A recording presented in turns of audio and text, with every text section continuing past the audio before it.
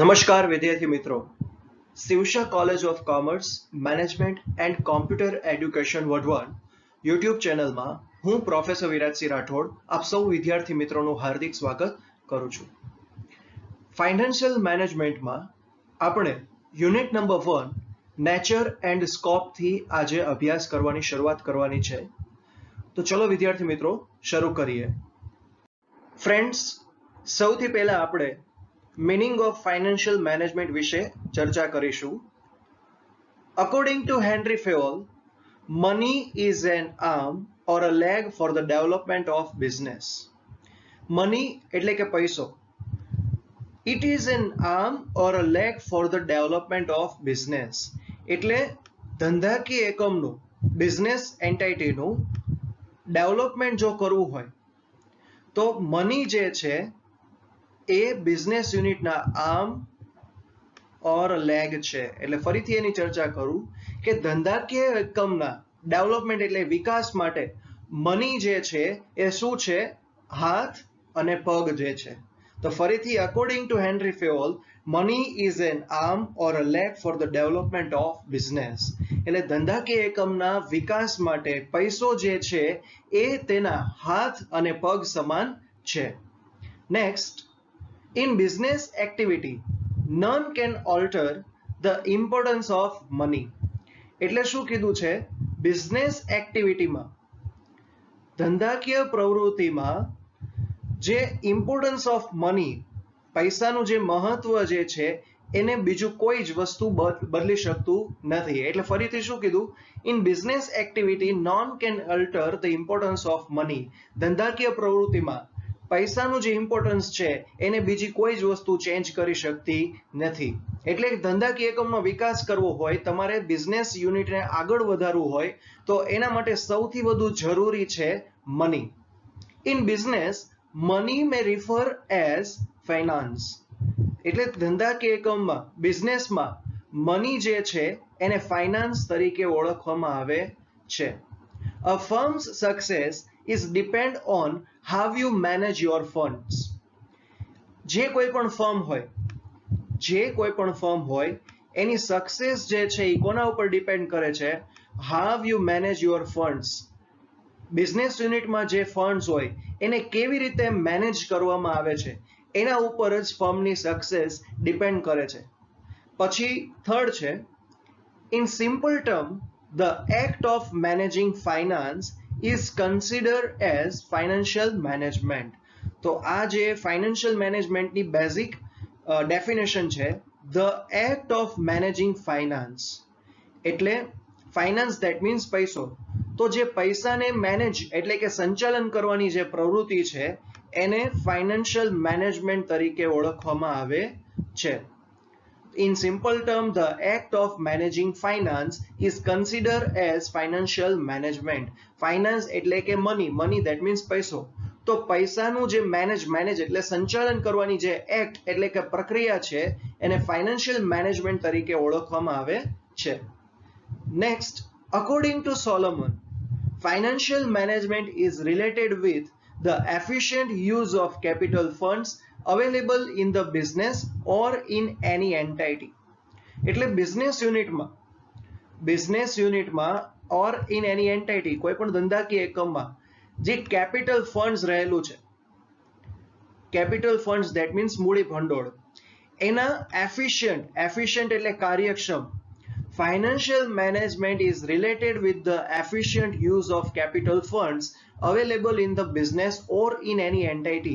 એટલે ધંધાકીય એકમમાં જે કેપિટલ ફંડ રહેલું છે એના એફિશિયન્ટ યુઝ સાથે ફાઇનાન્શિયલ મેનેજમેન્ટ રિલેશન ધરાવે છે. તો ફરીથી, financial management is related with the efficient use of capital funds available in the business or in any entity. એટલે આ વ્યાખ્યા શું કહેવા માંગે છે? આ ડેફિનેશન શું કહે છે? ધંધાકીય એકમમાં જે કેપિટલ ફંડ રહેલું છે એ કેપિટલ ફંડનો એફિશિયન્ટલી યુઝ કરવામાં આવે એની સાથે ફાઇનાન્શિયલ મેનેજમેન્ટ રિલેટેડ છે. તો ફાઇનાન્શિયલ મેનેજમેન્ટનું રિલેશન તમને ખબર પડી ગઈ શેની સાથે છે? Efficient use of capital funds. તો પહેલેથી ચર્ચા કરી, according to Henri Fayol, money is an arm or a leg for the development of business એટલે ધંધાકીય એકમનો વિકાસ કરવો હોય તો પૈસા જે છે એ શું છે ધંધાકીય એકમના હાથ ઓર પગ બરાબર છે. In business activity, none can alter the importance of money. In business, money may refers as finance. A firm's success is depend on how you manage your funds. એટલે એમાં શું કહે છે ધંધાકીય પ્રવૃત્તિમાં બિઝનેસ એક્ટિવિટીમાં ધ ઇમ્પોર્ટન્સ ઓફ મની પૈસાનું જે ઇમ્પોર્ટન્સ છે એને બીજી કોઈ જ વસ્તુ ચેન્જ કરી શકતી નથી. અને ધંધાકીય એકમમાં in business entity money may refer as finance પૈસાને ફાઇનાન્સ તરીકે ઓળખવામાં આવે છે. A firm success is depend on how you manage your funds. કે તમારા ધંધાકીય એકમનું જે સક્સેસ જે છે એ શેના ઉપર ડિપેન્ડ કરે છે how you manage your funds તમે તમારા ફંડ્સને કેવી રીતે મેનેજ કરો છો એના ઉપર તમારી સક્સેસ ડિપેન્ડ કરે છે. In simple term, the act of managing finance is considered as financial management. એટલે ધંધાકીય એકમમાં જે કોઈ પણ ફાઇનાન્સ છે ઈ ફાઇનાન્સને ધ એક્ટ ઓફ મેનેજિંગ એને મેનેજ કરવાની જે એક્ટ છે એને મેનેજ કરવાની જે ક્રિયા છે એને ફાઇનાન્શિયલ મેનેજમેન્ટ તરીકે ઓળખવામાં આવે છે. According to Solomon, financial management is related with efficient use of capital funds available in the business or in any entity. એટલે સોલોમોને શું કીધું છે ફાઇનાન્શિયલ મેનેજમેન્ટ છે એ શેની સાથે રિલેશન ધરાવે છે efficient use of capital funds ધંધાકીય એકમમાં જે કેપિટલ ફંડ રહેલું છે એનો એફિશિયન્ટ યુઝ જે થાય છે એની સાથે ફાઇનાન્શિયલ મેનેજમેન્ટ સંબંધ ધરાવે છે. નેક્સ્ટ જોઈશું friends meaning of financial management જોયા પછી હવે આપણે નેચર ઓફ ફાઇનાન્શિયલ મેનેજમેન્ટ વિશે અભ્યાસ કરીશું. Financial management is a blend of economics, accounting, taxation, law, quantitative analysis. Financial management છે એ શેનું મિશ્રણ બ્લેન્ડ ધેટ મીન્સ મિશ્રણ શેનું મિશ્રણ છે economics, accounting, taxation, law and quantitative analysis.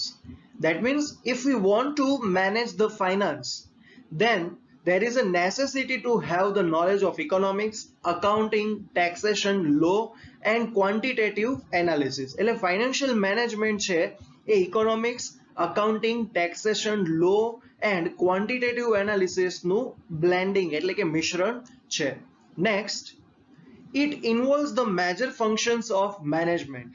Management છે that means એના major functions જે બધા છે the major functions of management એમાં કોણ planning, organization that means organizing, directing, controlling and motivating. Planning and controlling are significant areas in financial management. એટલે શું કહે છે કે જ્યારે પણ ફાઇનાન્શિયલ મેનેજમેન્ટ કરવામાં આવે છે તો ફાઇનાન્શિયલ મેનેજમેન્ટમાં મેનેજમેન્ટના જે મેજર ફંક્શન્સ છે એનું ઇન્વોલ્વ એમાં થાય છે. તો મેનેજમેન્ટના મેજર ફંક્શન્સ કયા planning, organising, directing, controlling and motivating. એટલે જેમ બિઝનેસનું મેનેજમેન્ટ કરવા માટે planning, organising, directing, controlling and મોટિવેટિંગની જરૂર પડે છે તેમ ફાઇનાન્શિયલ મેનેજમેન્ટ કરવા માટે પણ planning, organising, directing, controlling and મોટિવેટિંગની જરૂર પડે છે. Planning and controlling are significant areas in financial management. Financial management જે છે એ ફાઇનાન્શિયલ મેનેજમેન્ટમાં પ્લાનિંગ અને કંટ્રોલિંગ જે છે એ ખૂબ જ મહત્વનો એરિયા છે. Significant that means important.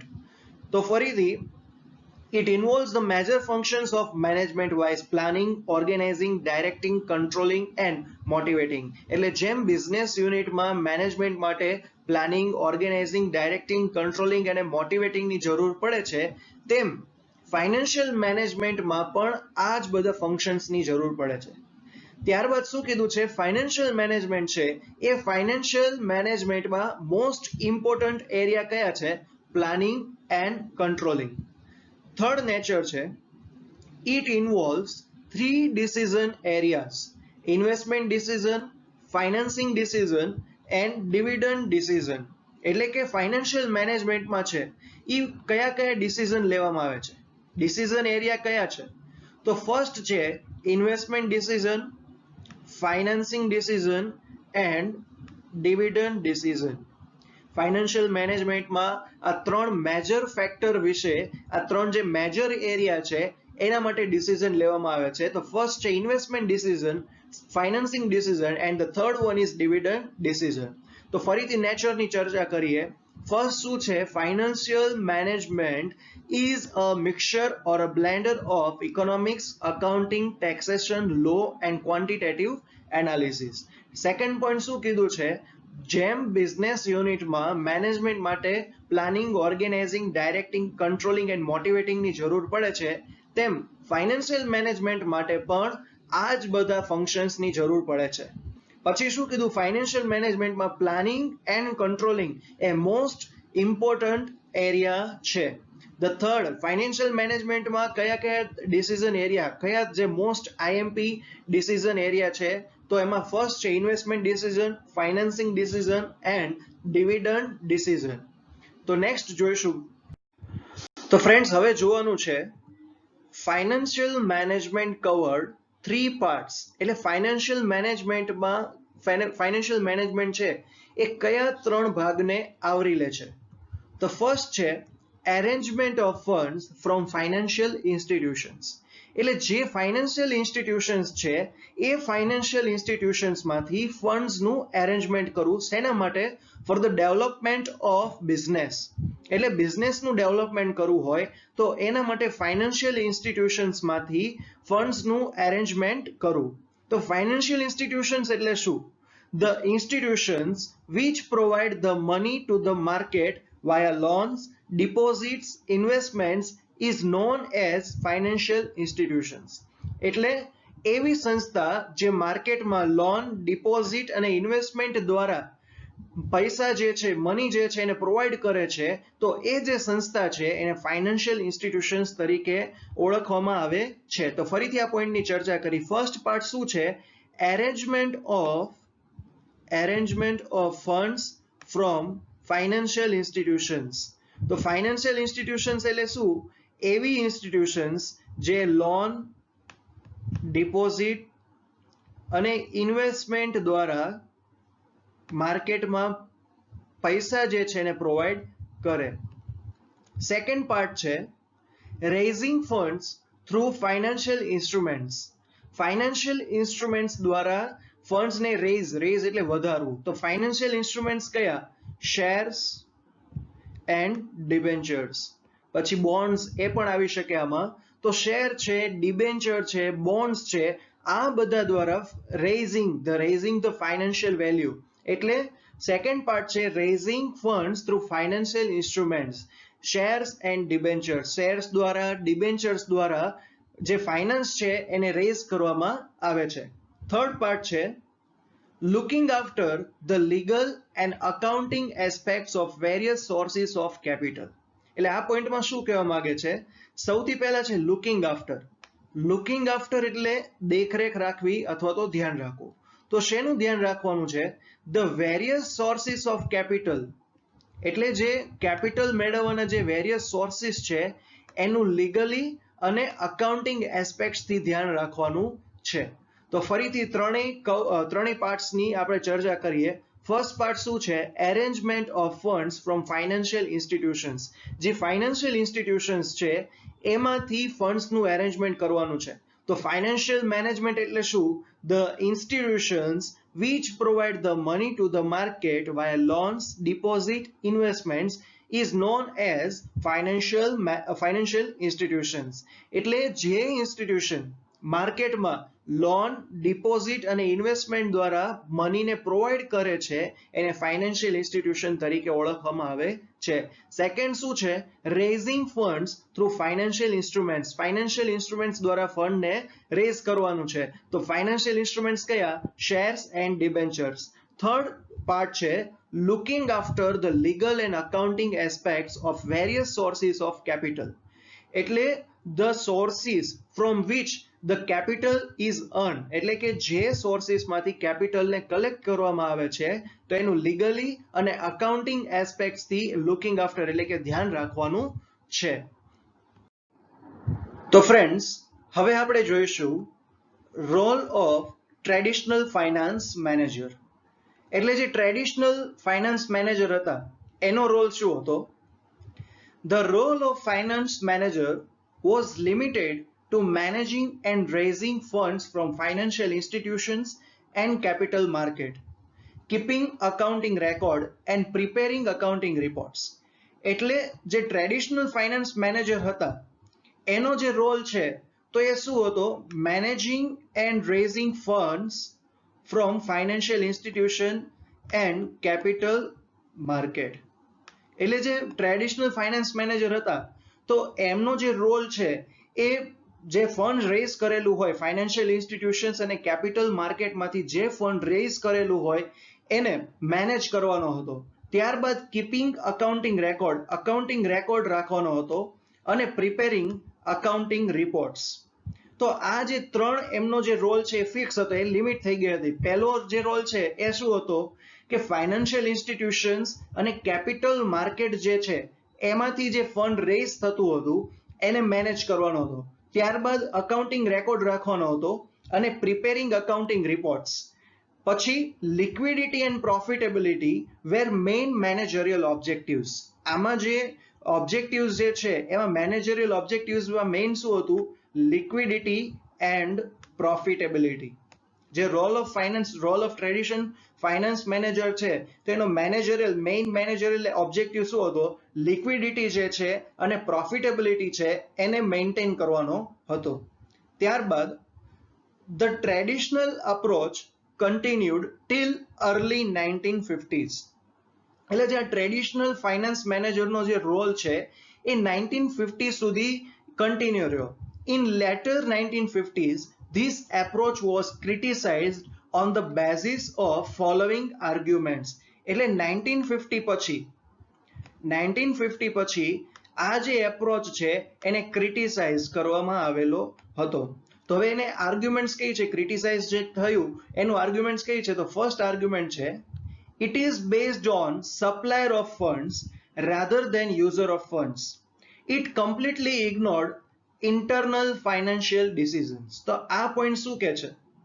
It is based on supplier of funds rather than user of funds. એટલે જે ફંડ્સ ને સપ્લાય કરતા હતા એના ઉપર બેઝડ હતો, યુઝર ઓફ ફંડ્સ ઉપર બેઝ હતો નહીં. એટલે આ પોઈન્ટ શું કહેવા માંગે છે કે જેની પાસેથી ફંડ જે છે એ અક્વાયર કરવામાં આવતું હતું એના ઉપર બેઝ હતો, પણ એ ફંડનો યુઝ કોણ કરે એના ઉપર, યુઝર જે કેટલા માત્રામાં એનો યુઝ કરતા હતા એના ઉપર બેઝ હતું નહીં. પછી it completely ignored internal financial decision. કે આ જે ટ્રેડિશનલ ફાઇનાન્સ મેનેજરનો રોલ હતો તો એમાં ઇન્ટરનલ ફાઇનાન્શિયલ ડિસિઝન હોય એટલે આંતરિક નાણાકીય નિર્ણય. ઇન્ટરનલ ફાઇનાન્શિયલ ડિસિઝનનું ગુજરાતી શું થાય? આંતરિક નાણાકીય નિર્ણય. તો એને સંપૂર્ણ રીતે ઇગ્નોર કરવામાં આવતું હતું. ત્યારબાદ it didn't pay any attention to day problems like working capital management. એટલે એ શું કહે છે કે જે ડે પ્રોબ્લેમ્સ હોય, જે રોજબરોજની જે સમસ્યાઓ હોય એમાં કોઈ જ અટેન્શન આપવામાં આવતું નહોતું. Like working capital management. Working capital management એટલે શું? વર્કિંગ કેપિટલ એટલે કાર્યશીલ મૂડી. ધંધાકીય એકમમાં જે કાર્યશીલ મૂડી વર્કિંગ કેપિટલની જે જરૂર હોય એની વાત છે. તો આ જે ટ્રેડિશનલ ફાઇનાન્સ મેનેજરનો રોલ હતો એમાં ડે પ્રોબ્લેમ્સને એટલું બધું અટેન્શન આપવામાં આવતું નહોતું જેમ કે working capital management. It only dealt with incorporation, merger and consolidation type problems. કે આ જે રોલ છે એ શેના સાથે ડીલ કરતો હતો? તો ઇનકોર્પોરેશન સાથે, મર્જર સાથે અને કોન્સોલિડેશન સાથે. એટલે ઇનકોર્પોરેશન એટલે શું? તો નવા એકમની ઇનકોર્પોરેશન એટલે સ્થાપના કરવી. મર્જર એટલે જે કોઈ પણ ધંધાકીય એકમ છે એને મર્જ કરવું, ભેગું કરવું. અને કોન્સોલિડેશન એટલે શું? જે એક કરતા વધુ સંસ્થા હોય, જે એક કરતા વધુ ધંધાકીય એકમ હોય એને એક કરવા. તો આવા બધા સમસ્યા ઉપર જ ફાઇનાન્સ જે મેનેજર છે એનું ધ્યાન રહેતું હતું. થર્ડ છે સોલ પ્રોપ્રાઇટરશિપ એન્ડ પાર્ટનરશિપ્સ વેર કમ્પ્લીટલી ઇગ્નોર્ડ. એટલે ટ્રેડિશનલ રોલમાં શું હતું? સોલ પ્રોપ્રાઇટરશિપ હોય. સોલ પ્રોપ્રાઇટરશિપ એટલે શું? એકાકી ધંધાકીય પેઢી એટલે સોલ પ્રોપ્રાઇટરશિપ એટલે શું કે એક જ વ્યક્તિ દ્વારા ધંધાનું મેનેજમેન્ટ કરવામાં આવતું હોય. એન્ડ પાર્ટનરશિપ એટલે ભાગીદાર. તો આ જે છે એને સંપૂર્ણ રીતે ઇગ્નોર કરવામાં આવતું હતું. ત્યારબાદ it ignored issues like allocation of funds, cost of capital, leverage analysis. કે ટ્રેડિશનલ જે રોલ હતો એમાં allocation of funds, cost of capital અને લીવરેજ એનાલિસિસ છે એને સંપૂર્ણ રીતે ઇગ્નોર કરવામાં આવતું હતું. તો ફરીથી પહેલો પેરેગ્રાફ છે એમાં શું કીધું છે કે જે traditional role of financial manager છે તો એની લિમિટેશન શું હતી? તો ફાઇનાન્શિયલ ઇન્સ્ટિટ્યુશન હોય અને કેપિટલ માર્કેટ હોય એમાંથી ફંડ્સને રેઝ કરવાનું અને એનું મેનેજમેન્ટ કરવાનું. ત્યારબાદ પ્રિપેરિંગ અકાઉન્ટિંગ રેકોર્ડ અથવા તો કીપિંગ અકાઉન્ટિંગ રેકોર્ડ એટલે અકાઉન્ટિંગ રેકોર્ડ રાખવાનું અને એ અકાઉન્ટિંગ રેકોર્ડના આધારે અકાઉન્ટિંગ રિપોર્ટ પ્રિપેર કરવાનું.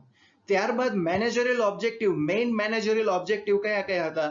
Liquidity and profitability. પછી 1950 પછી આ જે રોલ છે એને ક્રિટિસાઇઝ કરવામાં આવેલો હતો. તો કઈ આર્ગ્યુમેન્ટ્સ ઉપર ક્રિટિસાઇઝ થયો હતો? તો પહેલું છે આ જે રોલ હતો એમાં સપ્લાયર ઓફ ફંડ્સ ઉપર વધુ ધ્યાન આપવામાં આવતું હતું, યુઝર ઓફ ફંડ્સ ઉપર ધ્યાન આપવામાં આવતું નહોતું. ત્યારબાદ શું કીધું?